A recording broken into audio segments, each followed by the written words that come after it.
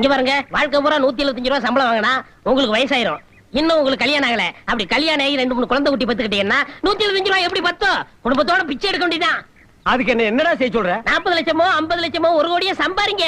அது எப்படா முடியும்? அதுக்கு தானே நான் வந்திருக்கேன். ஒரு ஐடியா சொல்லட்டுமா? சொல்லு.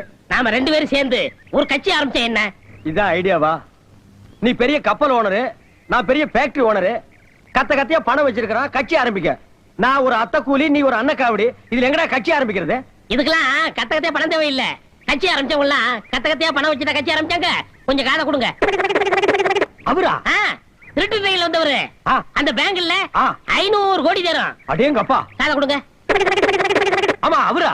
ஆமா, லாரியில வந்தவரு. பொண்டாட்டி எத்தனை இருக்குன்னு அவருக்கே கணக்கு தெரியல. அப்ப சொத்து மதிப்பு எவ்வளவு இருக்கும்னு கணக்கு போடுங்க. எல்லா பேரும் நம்மள மாதிரி வந்தவங்க தானே. வாஸ்தவம் தான். கட்சியில 20,000 தொண்டர்களை சேர்த்தா கூட தலைக்கு 5 ரூபாய் சந்தா